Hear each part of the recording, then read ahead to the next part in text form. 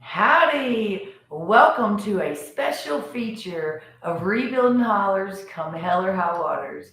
My name is Stephanie Johnson, and I will be your host for the evening.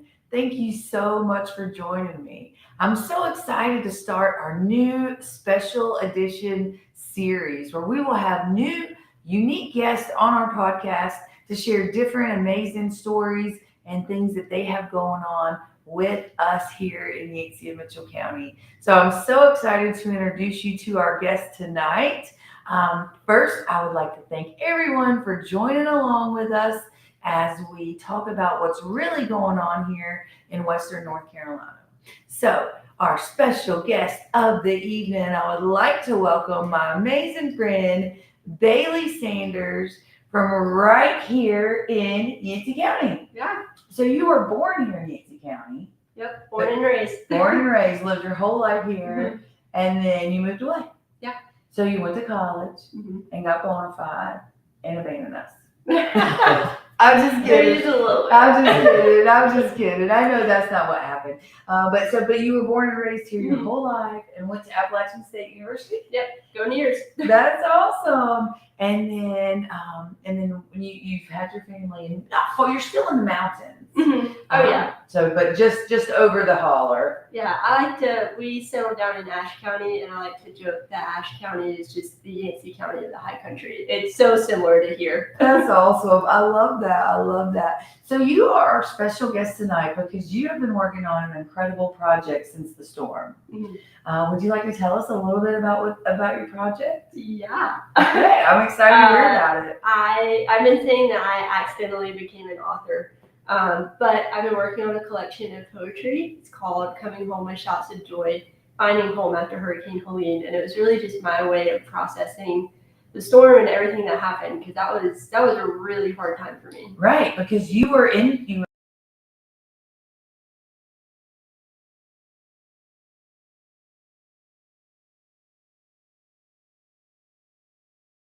them a shout out. Hey, mom and dad there. And there was some, Ashe is part of the 27 affected counties. Yeah. But your home, where you're born and raised, was the most devastated. Yeah. And what hollers your family in? Everywhere. Everywhere. My parents are up in South Toe. I've got grandparents in B-Log, my brothers in Cane River. They're everywhere. Yeah, they're spread out. And so worried about everybody everywhere. Right. And so let's talk a little bit about that more before we get too tied into your special project, because that's really what led to this happening. So you're somewhere else and you're trying to get home. And there was a lot of emotions there. Yeah. And very scared there. And so I think a lot of people can understand that feeling of my family. Like my baby sister, Joy, hey sis, she freaked out. She was like, sis, if you hadn't called or got the message out when you did, because of course strangers came hiking through our holler. And so I was able to give them, the only number I had memorized was my brother's. And so, because he's had the same number his whole life. So I gave them my brother's phone number, and they were able to get a text to him on day 2 or 3. And so that message is what calmed my family down. Yeah. And but I can't understand what they were going through, because I was like, oh, we're in the apocalypse and we're okay. So, you know what I mean? I didn't know. It never dawned on me. So anyway, so let's talk a little bit about that. What happened there where you were that morning, because you did have a little damage. Yeah, so our house where we live, we didn't have any damage, but we, like, the wind, the rain, like, we had it. And I was like, I remember calling my family, so we knew this was happening, Right. but none of us knew it was going to be as bad as it was. Right. And so we still had power. My husband was debating, like, should I go to work? Should I not? And I was like, I don't think you should go to work. Right. I think this is going to get bad. So he stayed home. And I'm calling my family, like, are you guys okay? They're like, yeah, it's starting to get a little bad. It was like early that morning. Right. And the biggest thing that tipped me off, but this wasn't right. I called my dad. He's a sheriff's deputy over in Mitchell County. Okay. And he called me. He's like, I need to tell you, just in case I can't tell anybody else, like, I was out working, cutting trees out the road because they had them clearing the roads at first. And he was like, my chainsaw had been working all morning long. And then all of a sudden it just stopped working. And he said, when it stopped, I took a step back. And the moment he took that step back, a tree fell right where he had just been standing. Yeah. You know what? That was a miracle. It was a Lord. That was God. That was God just Completely standing. So it wasn't the tree that he was cutting on. It was another tree. It was another tree. And because it stopped working, he took that step back, and that saved his life. And he was like, I have to tell you, like, the Lord saved my life. And of course, like, you know, so grateful to hear that. But then it's like, he hangs up, and I'm like, holy cow, this is bad. And then I start, like, texting my mom, and I'm texting my brother, and, like, those texts just stopped going through. We lost cell service in Boone, too, but a little bit after you guys lost it. So, like, still texting friends in Boone. My in-laws live in the middle of the state, like, getting stuff out to them, fine. But my texts aren't going through. My family, like, what's going on? Right. And then our power finally flickers out, and I'm like, this is bad. So then I just spend that morning on my phone scrolling Facebook, mostly seeing stuff at Boone at this point because y'all are dark. Right. But, like, King Street is just a river, like, water's just flowing down it. And I'm like, John, this is bad. Like, this is really bad. And then our cell service goes out, and it's just, the world is dark. Right. And all I couldn't get out of my head this image of my dad soaked to the bone, like, escaping falling trees, all this. Right. Like, oh my goodness. Right. You know? And so I was glued to my phone constantly, like, do we have service? Do we have service? I was really hard. We went to bed that night, and I don't think I slept hardly at all, but in fits and spurts. And I remember it was like 2 a.m. and John woke me up. He was like, we have service now. And I pulled out my phone. Right. Like, the brightness was so high, and it was like jolting me awake. Right, because there's still no power. Yeah. It's scrolling and what's happening. And I have a million texts. I've got messages from family. So we have family out of state in South Carolina and in Florida. Like, they were texting me, like, if you heard from anybody, I haven't heard anything. And all of our friends in Boone were checking on each other, and my in-laws are checking on us. I was like, I have nothing from Burnsville. And I didn't hear from my family for 3 days. Yeah, because we didn't have any cell service for 3 days. That was so hard. It was so hard. And I'm sorry, sometimes I get so emotional about that very beginning because we didn't know. Yeah. We didn't know. We didn't know that we were in big trouble in my holler, you know, and we certainly didn't know what was going on all around the world. And so it's so powerful to think of, just thinking back, some stuff just gets me. It just gets me twisted up, and not being able to communicate with my family was also very hard, you know, and I'm so sorry you went through that. Yeah, and I want to say to everyone listening in Burnsville, like, there are people out there that love y'all so much. Like, Facebook was full of all of your friends, all of your family members saying, have you seen this person? Have you heard about this person? Like, we were all just trying to hear anything we could from everybody. And, like, y'all had people that love you. We love this place. I don't live here anymore, but it's my home, like, where I come home to. Right. It's very special to me. Yes. And that was, yeah, it was crazy. Like, everybody was just trying to find any scrap of information they can. And, like, I can't even imagine what it was like for you guys. You're here and you still can't physically get to people. No. Like, you're trapped and stuff. And it's awful. It was so devastating to be completely trapped. And we were trapped in our holler and didn't realize how bad it was everywhere else. Because you in that time, you're dealing with your own. Yeah. So you're just dealing in your bubble. So for us, we were just dealing with our bubble, and not until we were able to finally get out of our bubble and get to town and get a touch of signal, just enough signal to say we're alive. Yeah. And then enough signal to make one Facebook post to say we're alive, but we're not okay. Please send help. And then the help came. The Calvary came. The Calvary came, and they still come. And I'm so thankful for that, because, you know, that has been the biggest blessing with God and what He has done for us to get us okay. You know what I mean? So that way, you know, it's so incredible how everything has come full circle Yeah. to really see, you know, like it's still very emotional. Yeah. I mean, you know what I mean? It's for hard me. to talk about. Yeah, it's very hard to talk about what we were going through.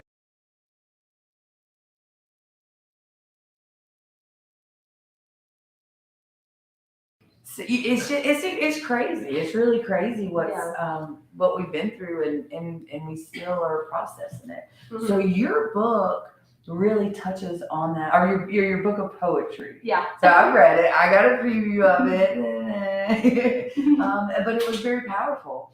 And what I love about it the most is that you are writing because God told you to. Yeah. I did not want to do this. I've never being an author is something I never thought I would ever do. Right. But honestly, how this happened came from just a place of just pure pain.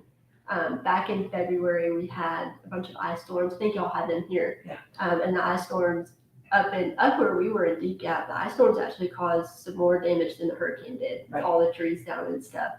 And so it was just days, the power's flickering, the wind gets crazy, and it's cold. My body felt stuck in September 27th. Mm-hmm. I just in fight or flight, and it was awful. And one night I just cried out to the Lord, and I was like, I can't do this anymore. God, you're gonna have to do something, or I'm gonna go crazy. I can't live like this.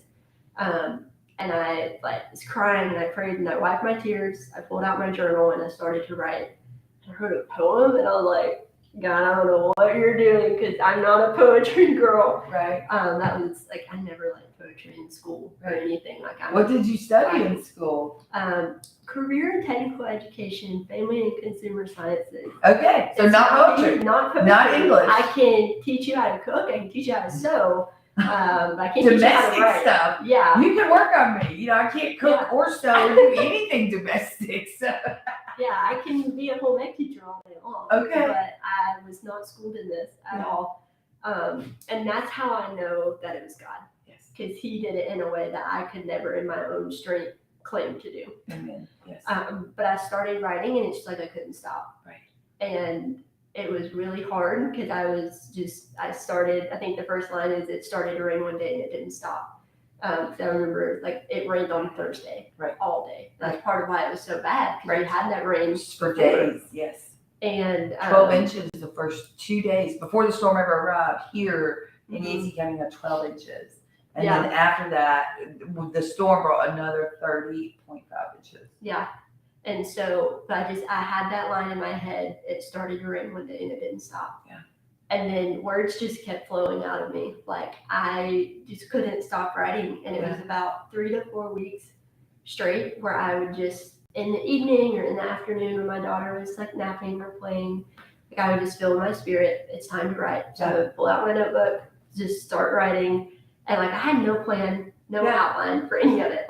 Just sat down with the Lord, and He gave me the words to say. This is the craziest thing I've ever done in my life. Same, I know that feeling. I would start writing and just all of a sudden just know what it was going to be. And the craziest thing is I would know the end before I would get to it. I would know the line, the last 2 lines of the poem before I got to it. Yeah. It's crazy. No, it's not. That's how God works. Everything God does, you know what I mean? He knows what He's doing. And the greatest thing is to listen, to pay attention and to listen. That's a big deal. That's a huge deal.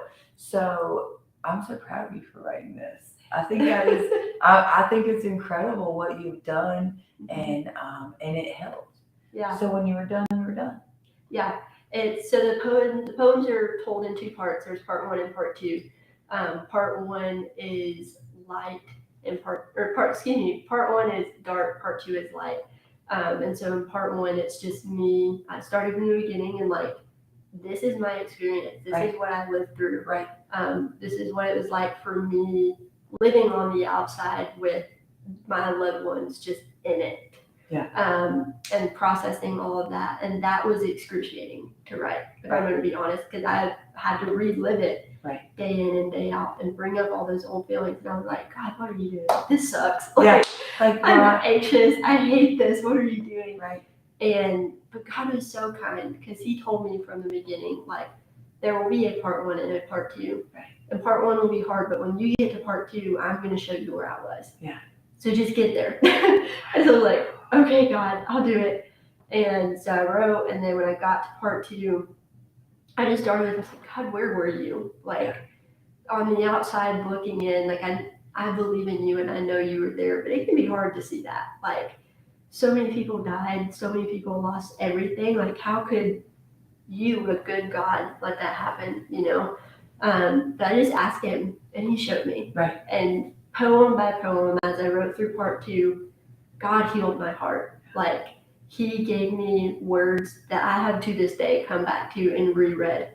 Like, when it's super rainy or super windy or whatever, and I'm like threatened to be back in that place again, I can go back to those words and remember that, like, oh God, you are good, and you had a plan for this. And even though I still don't understand all of it, you know, like, I trust that you are good and you are in control, and that this storm doesn't have to be the thing that defines me, because you define me. Right. And just truths like that helped heal my heart. Yeah. And truly, I'm a different woman today than I was when I started writing from all of this. Yeah.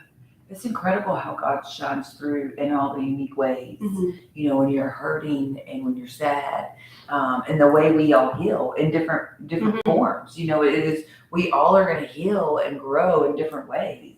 Yeah. And I love that. I love what you have done, because I understand that. For me, for months, you know, we were doing Rose's parking lot, and sometimes I would just be so sad. Everything was so, I mean, I would Yeah. get home and I was physically exhausted. But I couldn't stop crying. I couldn't Yeah. get through it.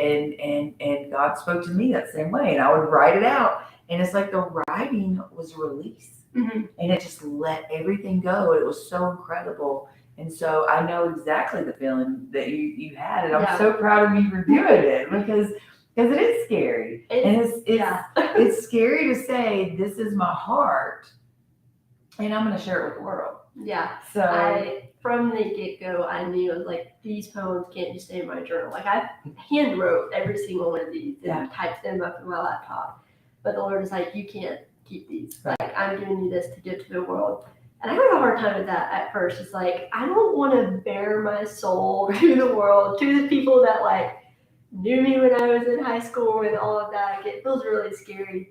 But God is so much bigger than that. yeah. And if he healed my heart through that, and I firmly believe that, like, this wasn't just me. Like, yes, my name is on the cover, I wrote it, I typed it out, but, like, this is from the Lord. Like, he gave me these words to say, and because he gave them to me, I can't sit on them. Like, I have to share them. It's like the good news of the gospel, you know, like Jesus came and saved us. I can't sit on that, you know, I have to tell people about that. And I was thinking the other day, I was like, the storm reached so far and so wide, and I was like, my prayer is that this book can go further than that. Yes. Because there are so many people that I know that are still hurting and still have that PTSD when it rains really hard and the power flickers and you lose cell service or whatever. Like, we lived through a traumatic event. Yes. Like, there is emotional damage. Right. And I'm not claiming to be like a psychologist or doctor or anything. Like, I can't fix you, but I can point you to the healer who can, and I can point you to the Lord who can heal your heart. And I firmly believe that this book has words that can do that. Specifically in part 2, I think part 1 is relatable for people who lived through it. I hope people, I didn't have the experience that y'all did here in Burnsville. Right. But I know there were so many people who experienced having loved ones here and not being able to be there. And the biggest thing for me, and the book is called Coming Home with Shouts of Joy. That's from a scripture, but some of the biggest themes in the book is this concept of home and where is my home, because I call, like, Burnsville's home to me. I don't live there anymore, but it's the place I come to. And part of what I wrestled with for so long is, like, my hometown will never look the same again. I have a poem titled The Burnsville That Used to Be. And it's just my wrestling with realizing that my daughter, who's 2, she'll never see the Burnsville that used to be. The one that raised me, made me into who I am today, she will never see that. And that was so hard for me. But something the Lord had to show me is that this world was never my home in the first place. Like, I'm just temporarily here passing through until I get to be with him in eternity, which is incredible. I can't wait for that. But just realizing that, and it's on my shirts, it's from the book, like, home all along was found in you. Like, I love that piece of, Yeah. like, we can be proud of where we're from. And, like, I am so thankful that Burnsville is my home. But it's not forever, and that's okay. Right. And we can still be sad that it looks different and that it's so hard. But that's not where our hope lies. Our hope lies in Christ, and our home is in eternity with him. And there's just so much of that in the book. And I think those were the pieces that really, really helped. And I really want other people to be able to hear that too. I love that. I think it is so powerful because it is so hard. Mm-hmm. I mean, the devastation that we look at every day and the homes that we're rebuilding every day, that Mm-hmm. it is killer. It is Yeah. killer on the soul. And so I'm so thankful for the words that God sent you. And I do pray that they not only heal your heart, but mine and others as well, because this is so hard. It is so hard to struggle and come to terms with what we're left behind with. Yeah. Because it does feel like that. And I can't imagine what it's like for you guys seeing that every day. Like, where we live in Fleetwood and the places we go and do our regular things at, it looks like nothing happened. Like, my day-to-day looks like September 26th, 2024, you know? But yours doesn't at all, and it will not for a long time. And I pray for y'all, and I feel that, and it's just, and that's something I had to wrestle with too, of like, how do I go on when everyone I love, it's just, they have a new normal, a new reality. And like, I've struggled with a lot of guilt of like, my life is normal and theirs isn't, and it won't be for a while. And just those things you have, like my dad driving by the water tank at Michaelville before they got it cleaned up, like having to see that every day going into work, being reminded of all the things you saw during the storm and all the things that happened. Like Helene, it's awful. Someone said the other day, it was so powerful that Helene didn't just pass through here. Mm-hmm. Helene is still here. Yeah. We are very much still living with Helene and what was left behind, because she didn't just come and pass through. No. She came and destroyed our whole world. Yeah. Here in Yancey and Mitchell County, and in a lot of other places too, but specifically here throughout the county. And some places and some hollers are okay, and the homes are okay, and then some are they're just not. They're just not. So many of our neighbors are just not okay, and so it is so important to remember them. And that's our biggest thing. We're always saying, please don't forget about us. Yeah. And so this is your way to make sure not to forget about us. Yeah. And what I think is even more beautiful is that not only has this book helped you in your spirit, but you are committed to continuing to help the community. Why don't you tell us a little bit about that? Yeah. So I knew, again, like, this is all the Lord. Like, I don't want to take a single ounce of credit for this. I was like, the money that comes in from the book, like, it's not mine. It's all God's money to begin with. And I just knew, I was like, I feel like these poems are a way to help people rebuild emotionally. Because there's work that needs to be done there too. Oh yeah, we cry. What y'all carry every day. And so my prayer is that these poems can be a part of rebuilding emotionally. But physically there are still so many needs to be met, and I know that. And I don't want people to forget about that and forget about you guys.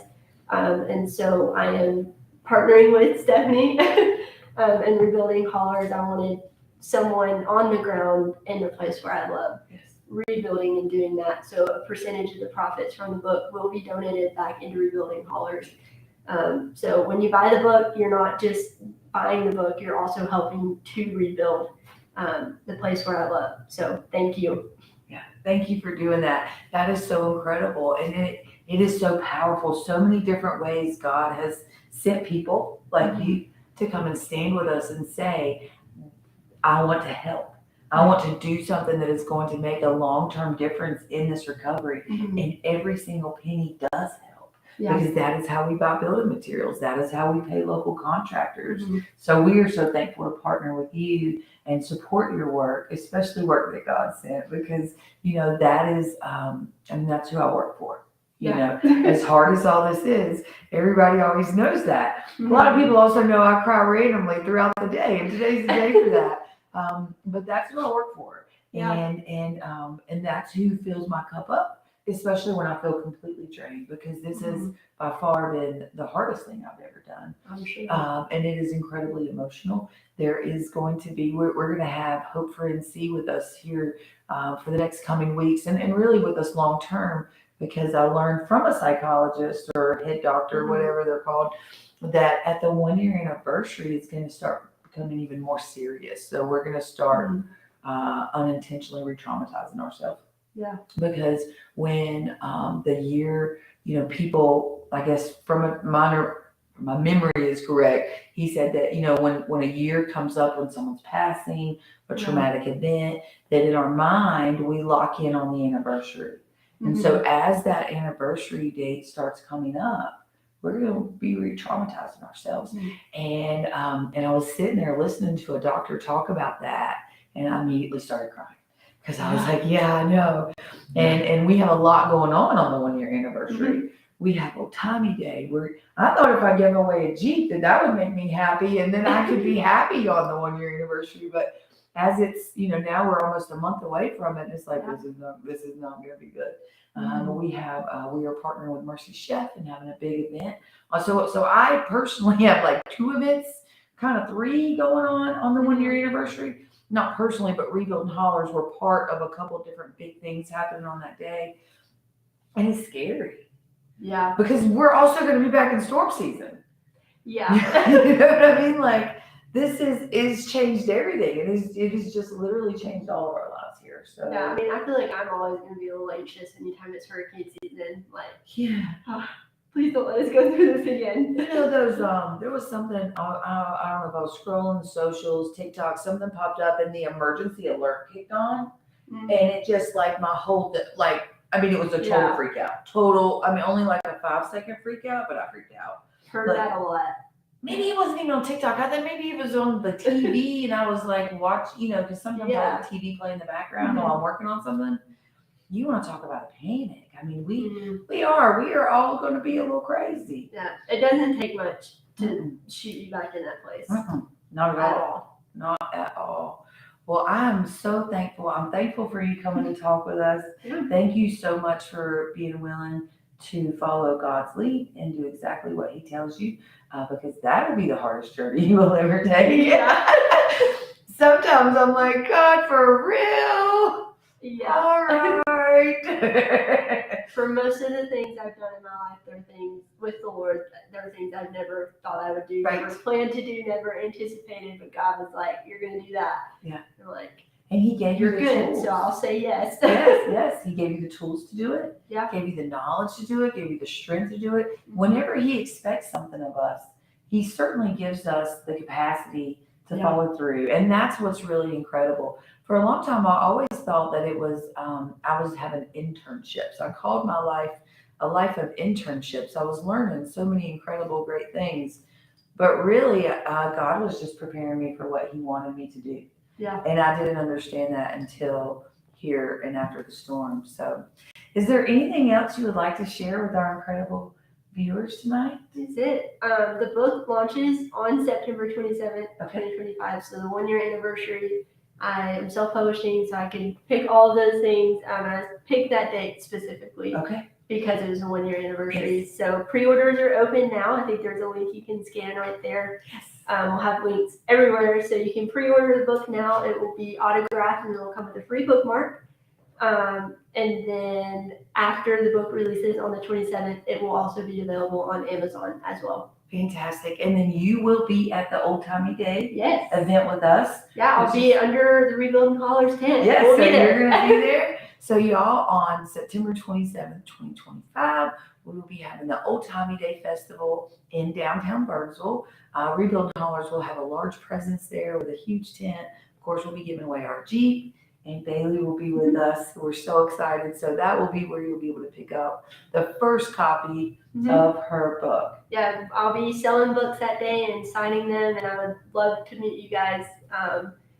It just feels so surreal that I'm doing this. So like, it would be so cool to actually meet people and hand the book over, rather than just sending it through the mail. But if you want it in the mail, I can also ship it to you. So that is so exciting. You're so cute. I'm so excited for you. I love when God does stuff and that you can be powerful about it, because I know exactly how you feel. It's an incredible thing. Yeah. So y'all seen the link. Please join it. We will also make sure to share that on our social medias. Yeah. Of course, we'll put the YouTube, this video will be everywhere so folks can reference back to that. Yeah.